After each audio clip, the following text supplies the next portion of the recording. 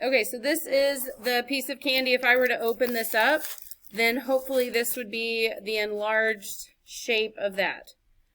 Okay, so you want to have the same shape of whatever is inside here. Okay, so that's what this is. I'm going to go ahead and look at my measurements for the largest dimension, and I'm going to grab like a piece. This is just like a centennial, I think. Oh no, this is the, yeah, times centennial. So it's not like a really thick piece. This one has, it looks like 4, no, maybe 6. Yeah, 6 pieces. And so I've got to make sure that I have enough for the length of what my candy bar is going to be. Like, how big are these tabs going to be on the sides?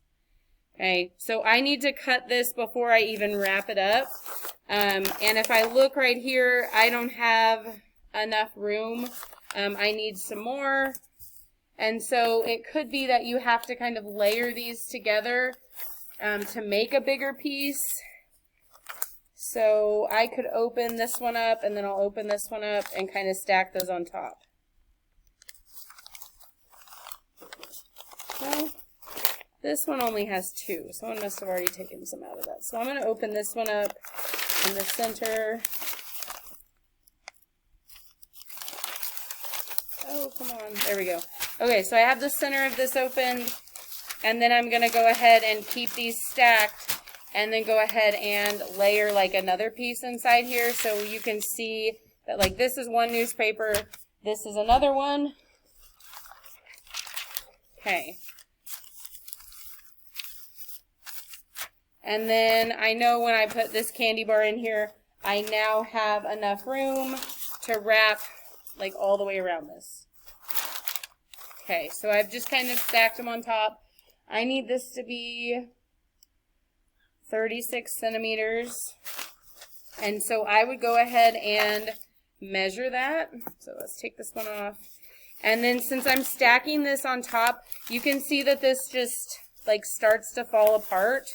And it can be kind of frustrating to keep this all together. So I would go ahead and take some tape and help yourself out and anchor some of this down so it's not going to, so I'm going to put like some tape on the edges.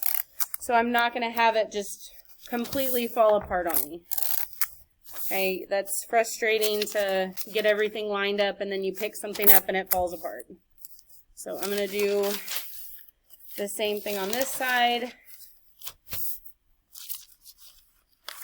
Okay, and then I'm going to tape this section to it. So I'm kind of splicing these pieces together.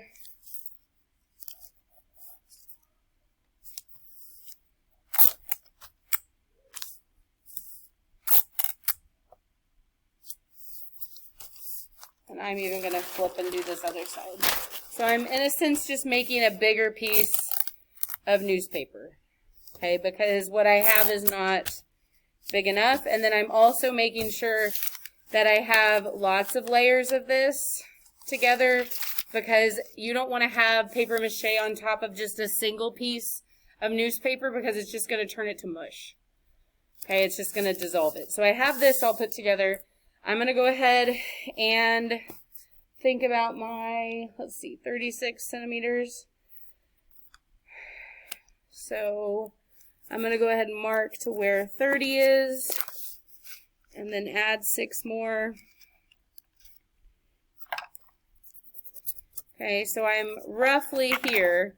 The thing about this is when we push this down to make like the tab of the candy here, it can get like shorter. Like you push this down so it takes up more room and then it kind of pulls that in. So I would say we're going to cut it just a little bit bigger and then kind of fine tune it later. I don't want to keep it as big, like this is a big piece to have extra, but I'm going to keep a little bit of it.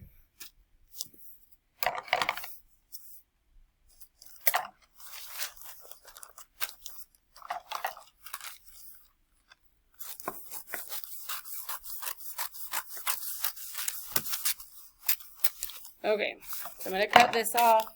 Throw that away. If it's not an actual like just a stack of newspaper, then put it in the trash. We don't want it to be all over the floor.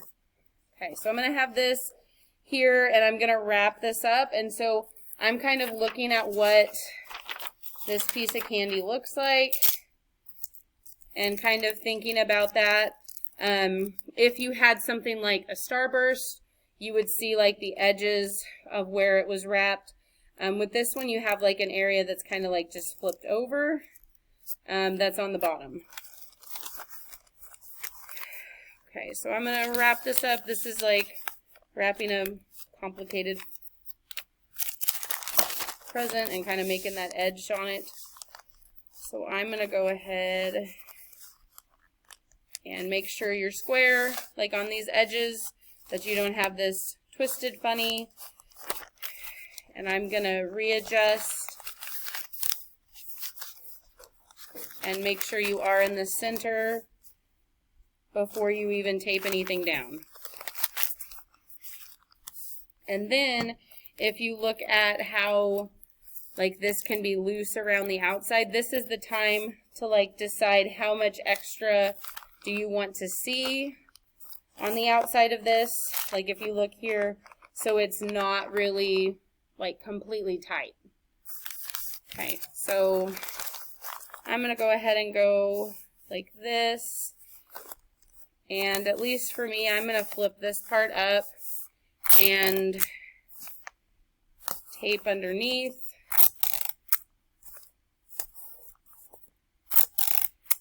Because I want this piece kind of on the back. Okay, that looks a lot like this piece. So it's just the more details you have that are like your object, the more it's going to look like it. Okay, and you can see that's going to need tape too. So